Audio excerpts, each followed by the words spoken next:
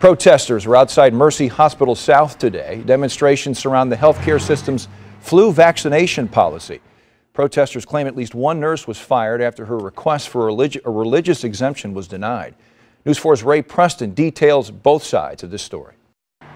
Nearly 24 demonstrators stood on the sidewalk outside Mercy South, many holding signs. My sign says, "Go against religious belief or lose your job." Mercy approved. They say that a nurse who did not get a flu vaccination, citing religious reasons, has been terminated. They tell us the same nurse had previously been granted an exemption when the facility was St. Anthony's Medical Center.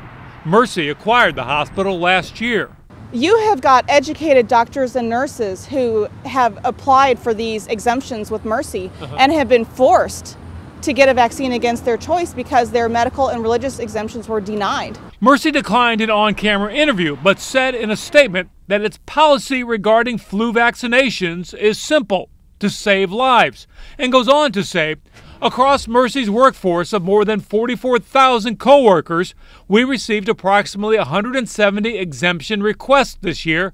The majority of those requests have been accepted. And the policy says those whose exemption was denied will be told this week.